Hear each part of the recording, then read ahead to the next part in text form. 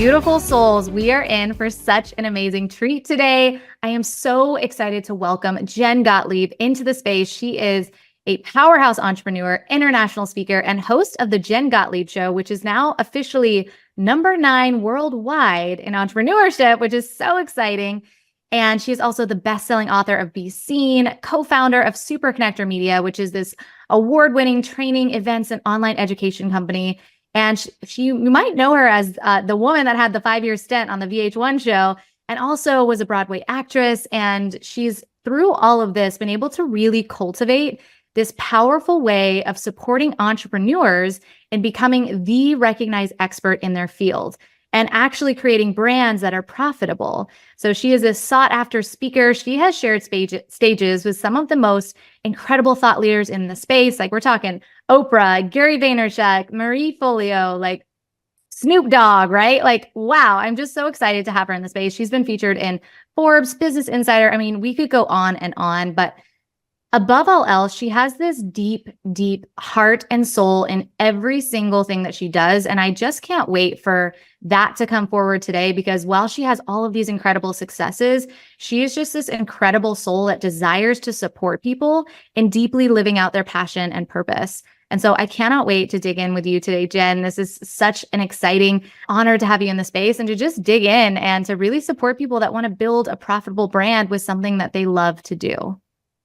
I'm so honored and grateful to be here. Thank you for having me. And thank you for that beautiful introduction. Yeah, of course. Of course. Like, I just can't wait to dig in. I know as people were hearing, this incredible introduction, I'm positive people were like, well, that sounds great, but like, how do I become the recognized expert in my field? So I'm curious, for someone who has like this passion and this purpose, and they're wanting to deeply scale it, and they're wanting to just become like the person that people are like, ooh, when you need this, lean into this person. How does someone start to become that recognized expert in their field? There's so many different directions that I could go here, because there's not one way to do it. There's a zillion ways. That I always say this. There is not one way to do anything. There's not one way to build a brand. There's not one way to build a business. There's so many ways. So the first thing that I want everyone that's listening right now to ask yourself is, what's your superpower? What are you really good at? What is there something that you're really awesome at that maybe not a lot of other people find very easy? And if you don't know what that is, ask some people that you love, that care about you, that are around you all the time. Hey, is there anything like that I do that you think is, it might be feeling like a little uncomfortable to ask somebody this, but if it's someone really close to you, just be like, hey, I was listening to this podcast. I was supposed to ask this question. I'm trying to figure out the best way for me to exceed in my business and get out there and stand out. So I need to know this. Is there anything that I do that you see that maybe I don't see, that I do a little bit better than everybody else, or maybe it comes easier to me than it comes to other people, or something that you think is my superpower or my secret sauce? Because when we're self-aware enough to know, A, what we're really good at, B, what we really enjoy doing, C, what our strengths are, and D, like what our weaknesses are, we can actually figure out the best way to go about our strategy that's personalized for us. Because one thing that I know to be true, because I did it the wrong way for a long time, if you try to become the recognized expert or build a brand or build a business in a way that somebody else did it, if it worked for them, that's great. It doesn't necessarily mean it's going to work for you, because we're all totally different and unique. So once you've asked yourself those questions and you've really gotten super self-aware, just to be really honest with yourself, hey, I hate doing this, but I love doing this. Think about all the modalities that you really enjoy, things that really fuel your soul. Like if you love going and being part of events, and that's something that really jazzes you up, and you love connecting with people, and you're really good at being in the room with people, then I would absolutely double down on getting yourself to as many events as possible. That would be one area in which you could start to build relationships and build connections. But if you're like, hey, I really, really like creating content online, I like having one-on-one conversations, that's better for me than going out and going to events. I've got a big family here, I can't travel that much, then maybe you want to really tap into hosting a podcast and inviting lots of people on to be your guests and connecting with people that way and building a brand that way. When it comes down to it, I found that whatever way you want to do it, building connections and relationships is going to be the way that you get anywhere, because opportunities to be seen, opportunities to be out there, opportunities to build an audience, they always come from people. And the audience that you want to build is already out there following other people. So if you can build relationships with those people and get those people to put you on their platform, that's how you're going to start to build that credibility and authority. So relationships are key, but there's a zillion ways to go about going out there and building those relationships. Self-awareness and knowing the best way for you to go build those relationships is the thing that you need to figure out. That's so powerful, because I found myself in a very similar experience where I was like copying and pasting what business coaches were telling me to do. It was like, and the example I always give is, it's like a coach that's, a night owl, and they're like, do all your calls at 8 p.m. That's how you make 8 figures. And I'm like, great. And then I do it. And I'm like, why do I not have the energy to build? Because I'm a morning person. And so it's this idea of like, follow what lights your soul up. Like, it's lighting you up for a reason. So we're meant to actually follow that. And what I think is so powerful about what you were just saying was, it gives us the vitality to build and to lean into our strengths, the things that light us up, that come easy. And that's magnetic, as you know, like when you're leaning into speaking on stage, like you are a magnet. People want to lean in because you're doing what you deeply love. And so you create these lean in moments when you're really following what lights you up. So that is such a powerful blueprint to say, don't follow anyone else's blueprint, follow your own. Start to really connect to what lights your soul up. So powerful. And I love that, because it's not about copy paste. It's about like, what is my soul desiring to create? So that is a beautiful jumping off point. I absolutely love that. And for those that are wanting to build a community around this, let's say they figure out what really lights them up, and you were speaking into, connections, cross-pollinating audiences, things of that nature. But I'm curious, especially as someone who has built, across social platforms, you have almost 800,000 followers. And those are just the big platforms. I was doing some math. Like, I'm like, Instagram plus this, plus that. I'm like, whoa. So it's so powerful to just connect to, how did you build these incredible communities? Because people want to lean in. They're curious about what you're creating. How did you build that? What advice would you give to someone who's like, I've got my idea, and now I'd love to build a community around it, potentially through social media? How did you do that? Or what advice would you give them? There's so much. Yeah. All these questions are so loaded. I'm sorry. It's okay. It's great. No, we'll go step by step here. Yeah. It didn't happen overnight. And I think it's really, really easy to look at people online now, because Instagram, TikTok, Facebook, social media has been around for a while now. So people have been on it since the beginning. So it's very easy to look at somebody who's been on a platform building a community for 10 years, 11 years, 12 years, and compare your first day or your first year, or your first few months, or your first 5 years to their 12th year, even in podcasting, right? There are so many people out there that started their podcast right when podcasting became a thing. And of course, they've built a community because they've been consistent. What I found is that consistency and being in it for the long game and showing up every single day, no matter what, especially showing up when you don't think that people are watching or paying attention, that's key, because it's very, very easy to show up when a lot of people are watching and you're getting all the accolades and you're getting all the flowers. That's easy. That's fun.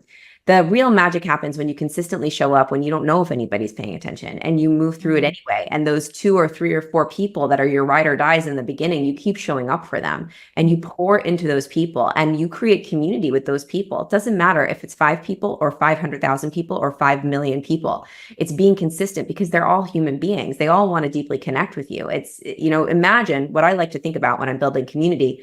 In any way, shape, or form. Like, let's just say, for instance, I've been doing this Instagram live that I do every morning for about 2 years now.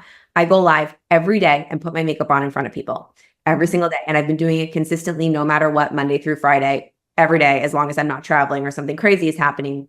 And how I built that community was starting off doing it for no one. There was literally a lot of followers, but there was like 5 people that knew I was doing it and showing up. But I kept imagining that I was waking up in the morning and I was speaking in a room in front of 5 actual people. So if I was actually talking to 5 people in a room, I wouldn't just shut it off. I wouldn't zone out. I wouldn't not pour into those 5 people. I would be so present with those 5 people. I would want them to have the best experience, because those 5 people showed up for me. There is no difference than those 5 people showing up for me than 500,000 or 5 million people showing up for me. They're all human beings watching, and I want to give them the best experience ever.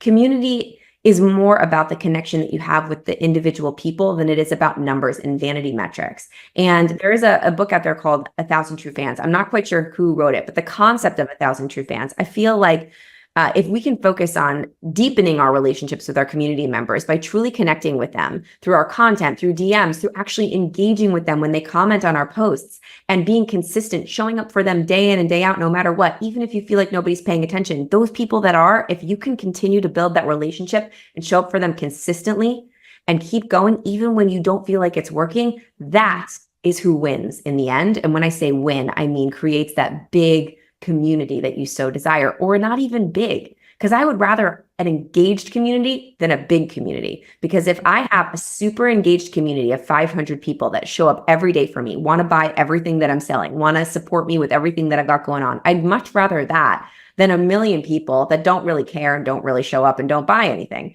So I think that what it really comes down to, and I've done every single way that there is to build community.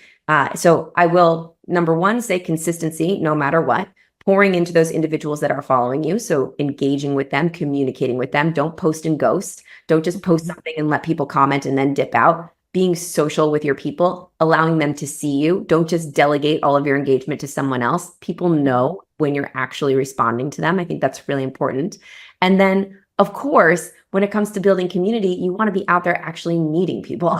You need to be out there like connecting with people, whether it's online. Yes, you want to create connections with people online. That's unbelievably important. But what I would do is I would start the connection online and immediately move it to real life, immediately move it to a Zoom call, immediately move it to I'm going to be in your city next month. Let's do a meetup. One thing that Chris and I did to build our community early on, and we still do it every once in a while now, is whenever we would travel to a city, we would host a connection dinner. So anybody that we wanted to connect with in that city that we were in, whether we knew them or not, we would invite them to a dinner and we would buy dinner. You don't have to buy everyone dinner, but you can just host the party and have people come in and buy their own dinner. But we decided we wanted to provide value. And every city we went to, we were connecting with people. We were building community. We were providing value. We were getting up and talking about our missions and letting everybody else stand up and talk about themselves and what they wanted to do.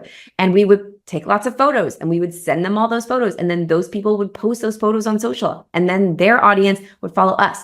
And then it's just a snowball effect. So consistency, getting out there, meeting people, engaging with people, truly deeply connecting with people. And then really, really like important is just making other people feel seen and providing value. There's a lot of people on the internet that just want to take, me. The people that build the best community are the people that truly see people, that deliver what people want, and actually lead with value. And we talk about that so much in the mastermind, Christina. You know that that's what it's all about. Everybody helping one another, because if you help somebody else get everything that they want, essentially you'll get everything that you want in return as well, because like attracts like, and the law of reciprocity is so strong. And when you can provide help and value to somebody else, they immediately want to help you. They immediately want to showcase you in front of their audience, most likely if you've provided enough value for them. And then you can keep creating that win-win relationship, that flywheel, and it just expands. Yes. Ooh, that's so powerful. You think about like exactly as you were just saying, like whether there's 2 people in the room or there's 2,000 or 2 million, like they are souls that are there that are joining in on your mission. They're so curious about what you're sharing and you want to pour into them. And that makes them want to come back, right? To the next one and the next one. And so I absolutely love so much of what you said. And I'm curious too, knowing you've cultivated this really beautiful community of so many people are like, oh my gosh, I want to pour into you because you pour into them.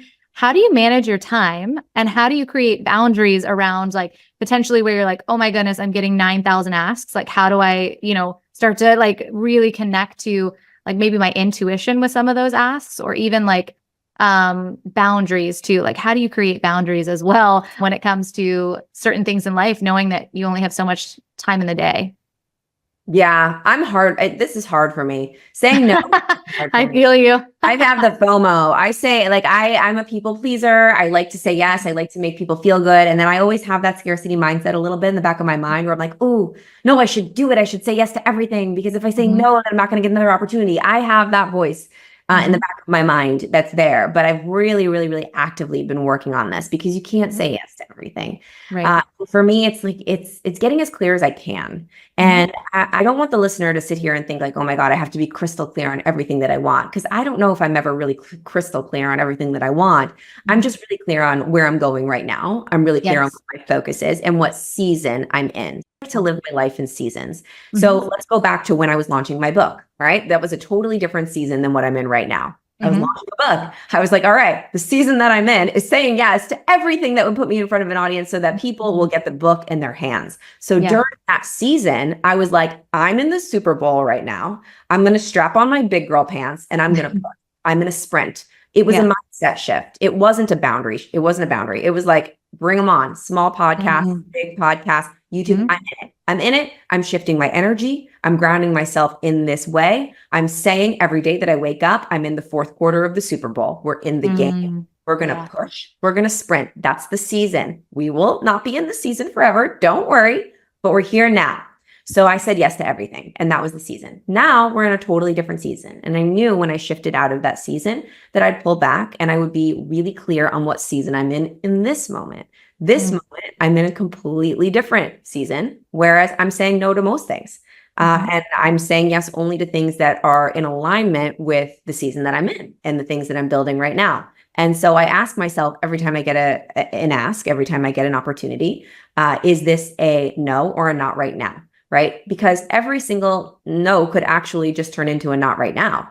And opportunities can turn into different things. So I really like the word maybe. I really like the word and I really like to say not right now. And because right now I'm in a season that's pointing me in a different direction. And that's where my focus is. And it's just all about priorities. Okay, I'm focused in a different direction. I'm in a different season. So I have to say not right now to this, but it's not never. And so I'll put it back in my maybe bucket, in my and bucket, right? I can do this and this, but maybe this comes in a different season. So when I circle back to book number 2, all of those not right now podcasts or not right now stages or not right now events or not right now opportunities, I can circle back. So I leave them there. I say, listen, this is not the season that I'm in right now, but I bet that next year or in a few months, I absolutely will be. And I will circle back when it's time. I love that so much. The idea of looking at it as a season, that really resonates with me too, because I do have different seasons in my business where I'm like, go, connect, let's go. And then there's others where I'm like in deep creation and I'm like, I can't have 90, calendar things on my calendar. I need spaciousness to deeply create. So I love the idea of honoring your season. That's really, really powerful. And the other thing that I was hearing you say through all of this is that you're using your intuition too. Like you've got your season, but I feel like your intuition is guiding you into that season.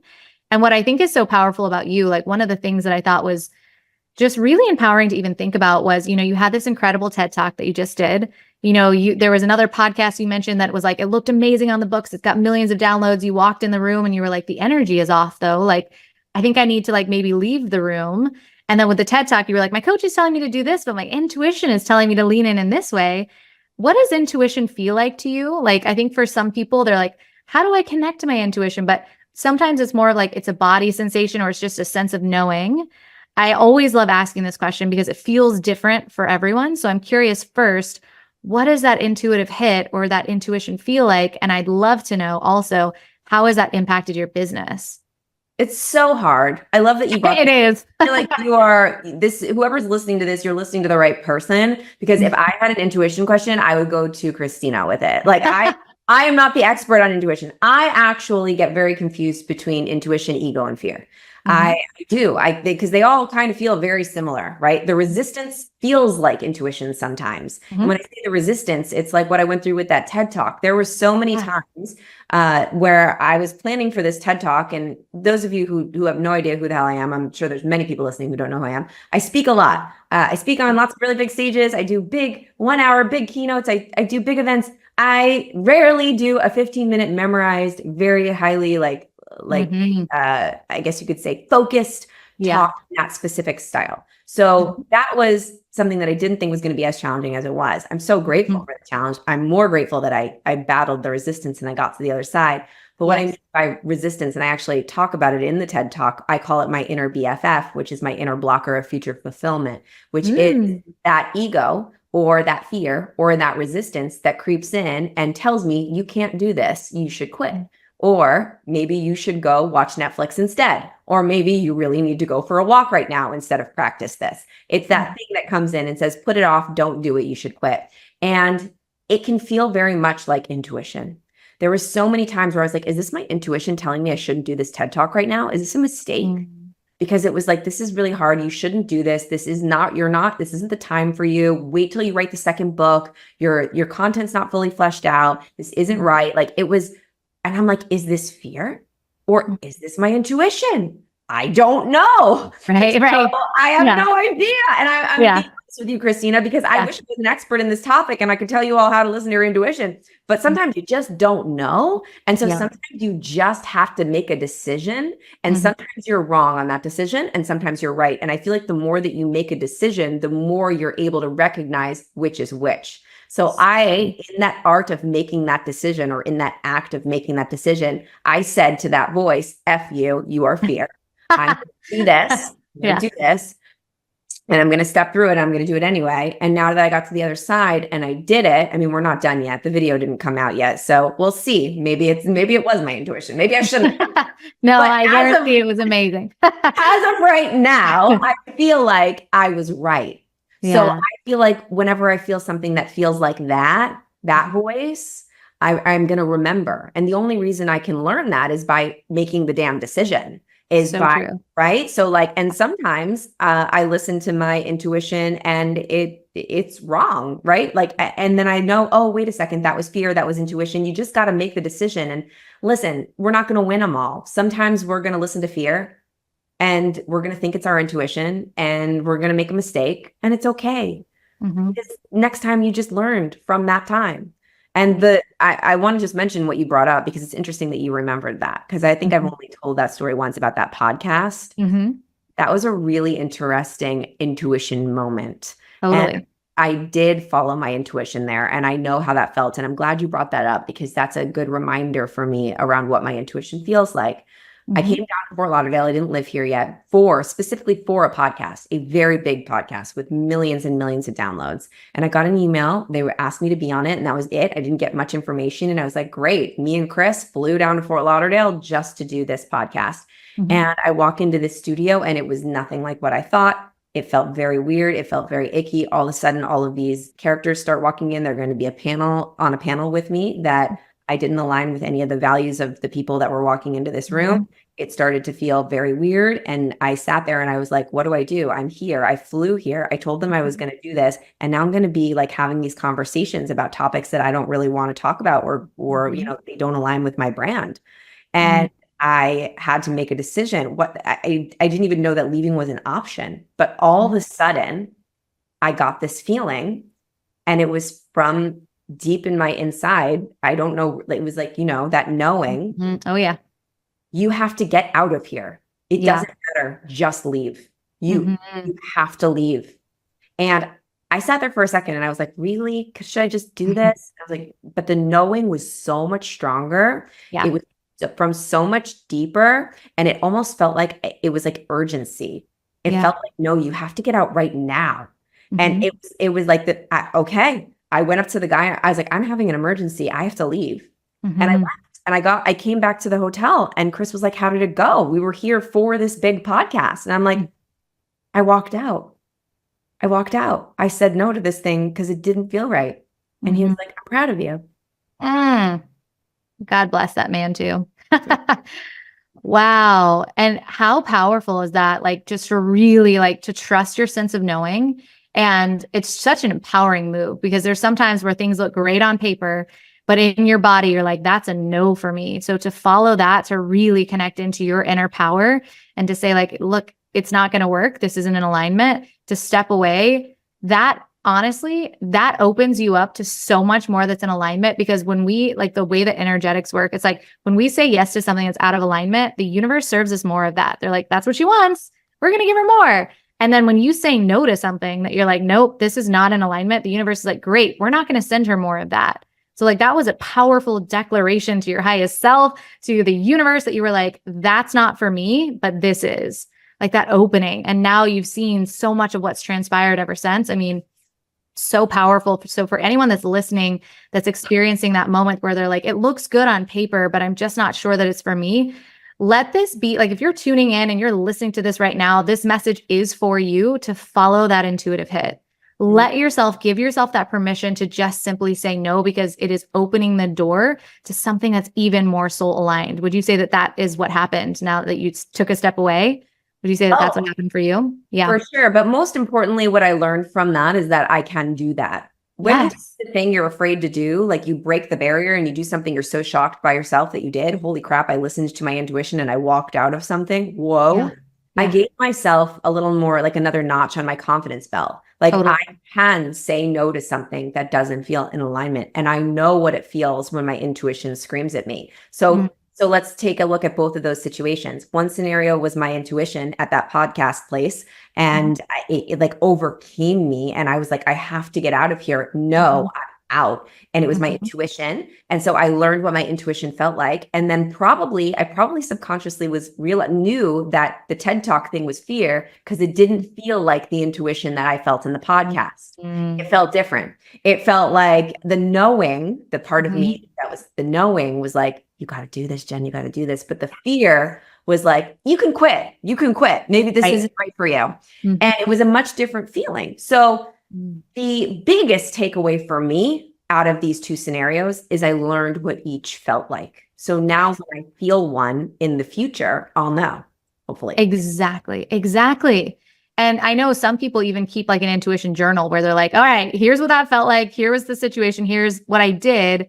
And then you write how it panned out. But you can keep that in your mind too. Like of just like, I remember the sensation from before, and this felt like a full body no for me. So I'm going to step away versus like, oh, and that undercurrent of like, I know I'm supposed to be there, but there's a part of me that's like, are you sure? You know, that's different, exactly as you were saying. So just having that as a guiding, you know, force for you can be so empowering. And to your point, exactly as Jen was just saying, it's the idea of like, you have to just make the decision and see how it pans out.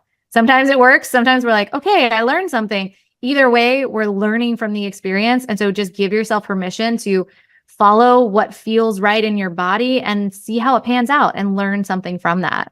Yeah. So really powerful. And, you know, I love asking this question to people who have experienced so much success in their business and in different areas of their life, because I think to your point, sometimes we can put those people on pedestals and we're like, oh, they've got it all figured out. And I'm comparing my chapter 1 to their like 97.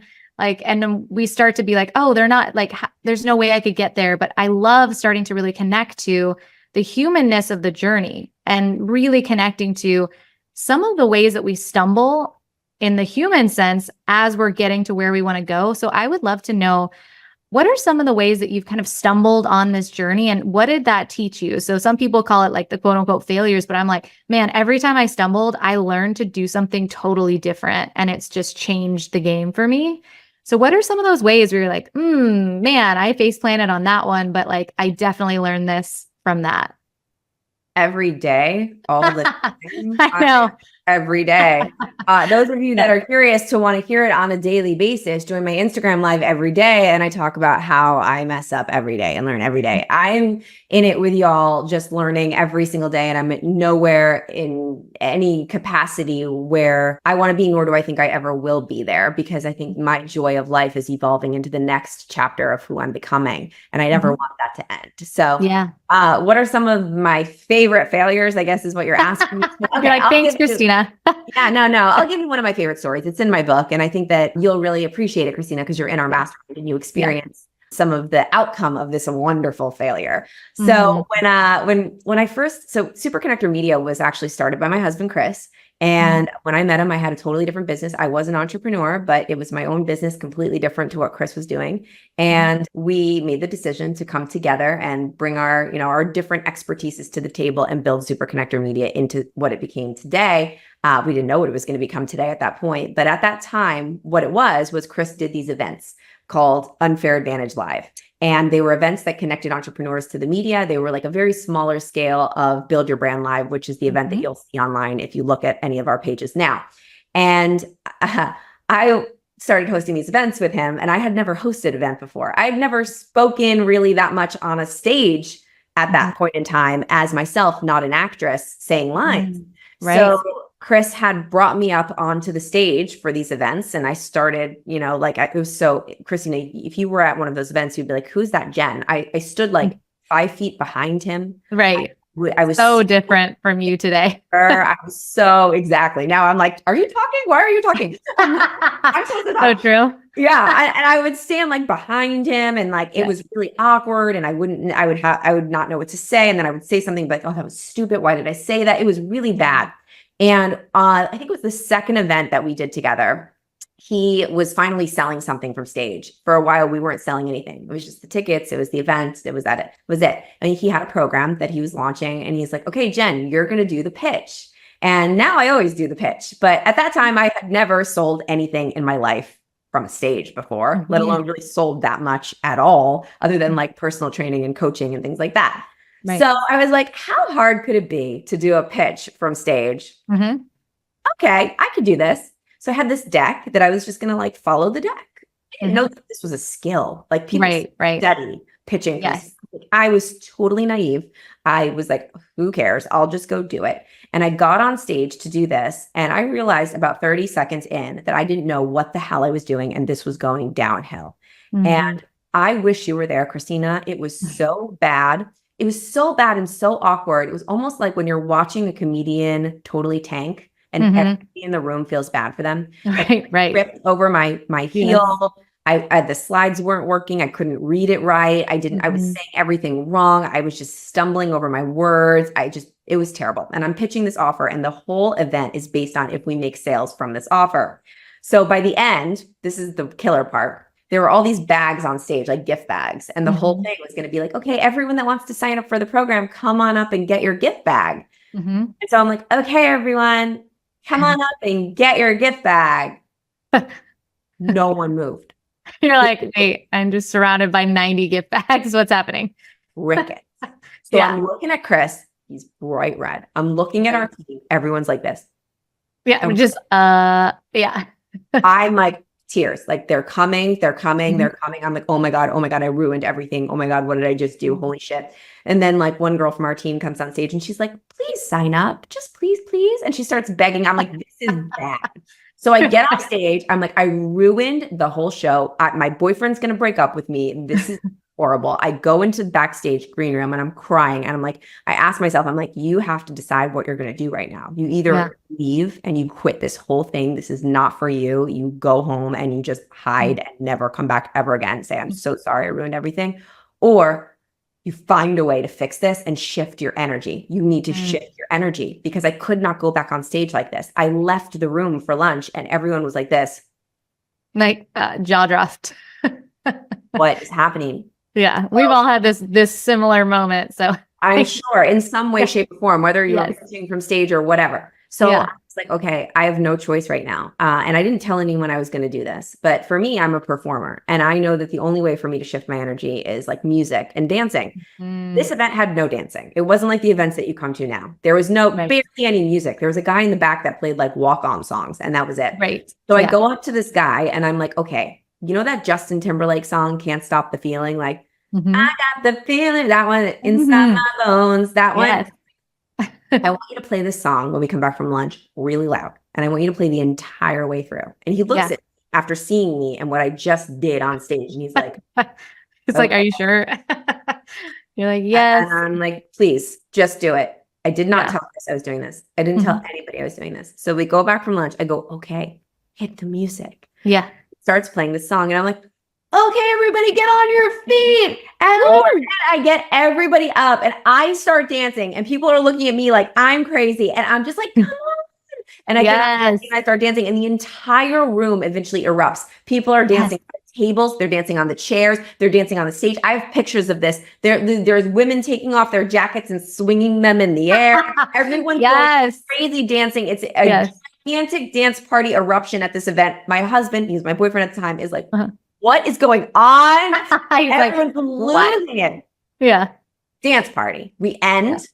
I had shifted my energy. I had shifted everybody's energy in the room. The energy had completely changed. Everyone probably forgot about what I just did. I got to do a repitch that was way more empowered, way better. We ended up making over 7 figures at that event. It was totally fine. We fixed it. Everyone was happy. Everyone was having fun. But the best gift ever were 2 things from this story.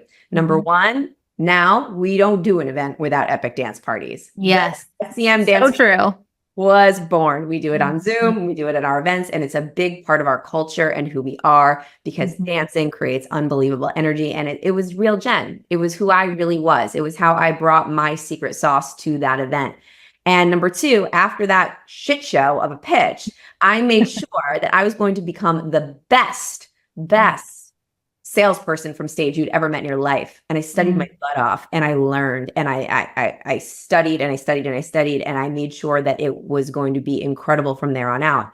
And now I teach people how to do that, because now I, from that failure, got really, really good. And now I know how to do that in a better way. But I would not have had any of those wonderful things happen if it wasn't for that moment of, oh my God, that was terrible. Yeah, no, yes. We've all had those moments where we stumble and we're like, uh-oh, how am I pulling myself back out? So powerful, though, that you were like, you know what? I'm going to be more of me, because I was trying to maybe fit that mold here, follow the slides, do it this way, or, wherever it was before. And then you were like, wait, let me bring myself into this space and let me actually study more on how to really, deepen into mastering sales. So I'm curious too, because for me, I feel like sales, whenever I think of you, it's so heart-led, it's soul-led. Like, it's not even like, it doesn't feel like it's like following steps. It's like, and maybe it is behind the scenes, but your soul and your heart is in it. Like, when you're just, you're sharing people an opportunity to transform. So I'm curious, for someone who may be a little bit nervous around sales, like they're like, I know that I can do this. I want to go after that thing.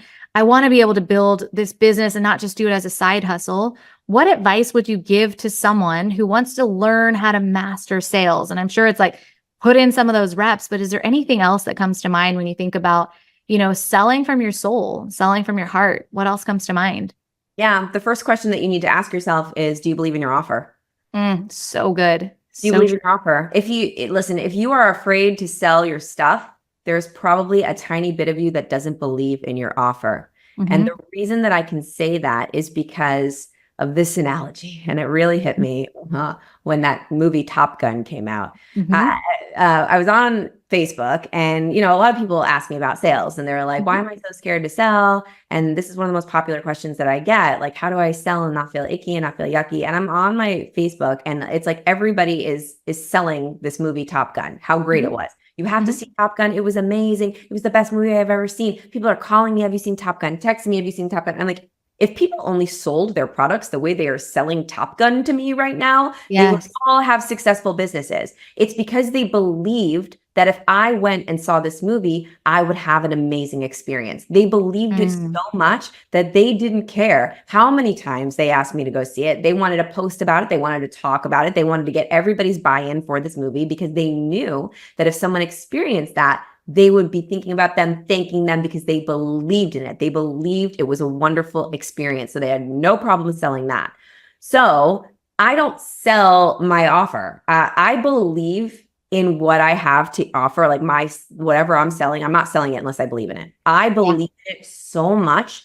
I know that it'll help people so much. Just like I know if you go to my favorite restaurant, you'll have an amazing experience. So I will text you a zillion times if you're in a city, say, did you go to this restaurant? It's so good. I'll get you a table. I'll get you a reservation. Did you go? I'll sell my stuff like that, because I know that I'm inviting people into an opportunity to have an incredible experience. So I'm not selling anything. I'm inviting people into an opportunity that I fully believe in. If you fully believe in your offer, and your stuff is good, and you get results, or you can help people, or your product will be the answer to somebody's problem, you are just sharing that information with them so that they can solve their problem and get value. And you're inviting them into an opportunity to answer their problem. And so that's why sales doesn't feel yucky to me. It feels exciting. It feels amazing. I get to show you something super cool that I'm super proud of, that I know will help you. And the only thing that money is an exchange of energy. It's an exchange of energy. It's actually an exchange of love, because you give me some of your energy, you give me some of your love, and then I give you some of mine back in exchange. And hopefully the thing that I'm giving you in exchange for your money is going to solve your problem. We're solving each other's problems. I need, in order for me to build more stuff, I need to gain more revenue. And in order for you to, maybe if you're a business owner, like, in order for you to build more revenue, you need to learn stuff. So I'm exchanging my trainings, my coaching, what I've learned to you to fix your problems so you can go generate more revenue. And you're going to give me more revenue so I can do that in a bigger way and help more people. We're just helping each other. Oh my gosh. the exchange of love, I got teary-eyed when you were saying that, because that is so true. When you so deeply believe in what you're bringing into humanity, it is like the ultimate service. You're like, I just want you to be able to taste this, like just try it. And then when they lean in and they get something so powerful from it, and it brings tears to both of your eyes, that you're like, you're living your dream right now. And I'm so grateful I got to be like that tiny part of it. It's so filled with love. And that's just who you are too at your core. People feel that when they're in your presence. And so I haven't ever heard it talked about that way. And that just resonated so deeply with my soul when you said that. So thank you for just even reflecting that into the space of sales. Like, it is one of the most loving things that we can do. We just want to share with people things that will deeply transform their lives. And it's such a disservice to hold it and keep it to ourselves, right? Like, we're meant to share the things that will deeply impact someone. So thank you so much for breathing that into the space. And I'm curious, where you're at now, if you could go back in time and give your younger self a piece of advice, what would you share with her? Maybe it's business advice, maybe it's life advice, whatever that is, or if a couple things come to mind, I'd love to even just know, as we're starting to kind of wrap up now, I'm curious, what would those pieces of advice be to your past version of yourself? All right, we'll talk to teenage Jen, because I love it. She needed the most help. Oh God, mine too. She needed a lot of help. Yeah. I would tell her that none of the bullshit that you care about right now is going to matter. Yeah. None of it. Yeah. Nothing. All she cared about was being cool, being in with the cool kids, people accepting her, the cool boys liking her, the cool girls liking her. And I was even having a conversation with my dad the other day about how incredible it is, how much you can transform as a human, how we have transformations, because I was saying something like, you don't need to worry about me, I'm going to be okay. He's like, I know I don't need to worry about you. He's like, I was scared when you were a teenager, I worried about you. I was like, me too. Me too. Yeah. I was petrified for her. And he said to me, he was like, all you cared about was like being liked by people in school. And honestly, now that I look back, if I wouldn't change my teenage experience. I needed that experience. Clearly, I needed it. I'm talking about it now. It's made me the person that I am today. It helps me help other people today, and hopefully maybe even help teenage girls today. However, quick little tangent. I don't even know how I would help teenage girls today with social media and Instagram, because that's a totally different monster beast that I didn't have to deal with then. And I'm very grateful for that, because who even knows where I'd be if I had to deal with that. But like, I wish that I placed more importance on growing my inner self, educating myself, thinking about things, caring about like my family more, because all those people that I was trying to impress during that time, and I so desperately wanted to like me, and I so desperately wanted approval from, I'm not really friends with those people anymore. I don't talk to those people anymore. It doesn't even matter. Like, and I spent so much time worried about it because I didn't feel enough. And I always just wanted to be seen and heard and be like, you are enough. I just didn't feel enough within myself. And I wish that I could go back to that girl and just hold her and hug her and just be like, you're enough. You're good enough. You're going to get through this time. This time is hard. There's a lot going on. There's a lot going on in your brain and your body. And you're going to get through it. You're going to be okay. But make sure that as you get through it, just remember, like, you're enough, and none of this bullshit that you're caring about right now that feels like the end of the world is going to matter at all in the real grand scheme of things. That so deeply translates, I feel like, to every phase of life. Like, even now, I think about, as you were speaking that, like, even some of the things that I'm like, man, I'm worried about this, that, or the other. It was like, I witnessed you speaking that to my teenage self, and witness you speaking that to me right now, even after all the transformation I've done too, because I'm a totally different person from where I was then to where I'm at now. But even the little things or the big things that I find myself being like, oh, that's just keeping me up at night. It's like, none of it matters. It's all going to make so much sense. It's all divine timing. It's all leading you. It's a stepping stone to your next greatest adventure. Let yourself be led, surrender, let yourself learn from this. Like, that piece of advice just feels like it resonates to every season, because when we're 80 or we're 90 and we're looking back, we're gonna be like, man, that didn't matter either, and just really connecting into what actually deeply matters within our souls. There's a fun activity to do if you journal. And I have a feeling there's a lot of people that listen to this podcast that journal. Yes. I like looking back my journals from like a couple months ago and I'll read it and there will be journal entries that I was so worried about something and like going on and on and on about how terrible this thing was or how anxious I was or I couldn't sleep or this was terrible. And I'm like, I don't even know what the thing is now. I'm like, I cannot remember for the life of me what I was so worried about. Yeah. Yeah. You put it into perspective that you know, just all you can do is do your best. This life is full of highs and lows, and that is what makes it life. That is one thing that's 100% certain is that we are going to have to suffer in life sometimes. We're going to have to go through hard stuff, right? It satisfaction wouldn't be satisfaction if you didn't have to overcome something hard. And it will be something that you remember one day, or maybe you won't even remember one day. And I have on my wrist, time never stops, tattooed on my wrist to remind me that everything passes. This too shall pass. Every single moment of discomfort, every moment of panic and anxiety and fear, it is there for you and you can feel it and it can suck and it'll be painful. But I promise you, the day ends, you go to bed and you wake up and a new day comes, no matter what. You're in an uncomfortable situation, whether you're super bored or you're tired or you don't want to be there or you're annoyed or you're pissed off or you're in traffic. Before you know it, you're going to end up in your bed. So do you want to be an asshole during that moment and ruin a relationship with somebody? Do you want to have road rage and screw up your whole life by yelling? I always say this, like road rage is the dumbest thing in the entire world because it's a moment in time when you're comfortable and you make a stupid decision that could totally impact you for the rest of your life. Like, or do you want to sit with that, be in it, know that it's going to end, embrace the discomfort. What can I learn from this discomfort? Because before I know it, I'm going to be in my bed looking up at the ceiling thinking either I did it, I showed up in a way today that made me proud, I overcame something hard, I sat in the discomfort, or you lay in your bed, you look up at the ceiling and be like, shit, I am not proud of the way that I showed up today. You get an option. And if we can remember that in the moments of the uncomfortableness, wow, we can empower ourselves to feel more satisfied at the end of each day. So true. So true. Is that your journaling exercise then? Is like at the end of the day, how did I do? How did I show up? Or what is that exercise you were talking about that has people reflect on, you know, the last 2 months or the last year? Is there an exercise in particular or just journaling in general and reflecting, being like, ooh, I've come a long way in 12 minutes, you know? Sometimes I'll just read like my old stuff just for fun.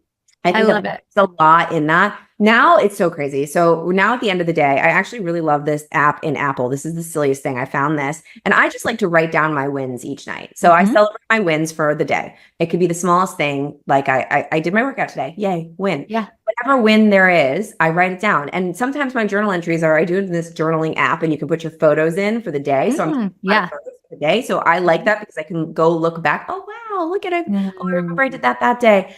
Some people like to write, but I find that this is fun.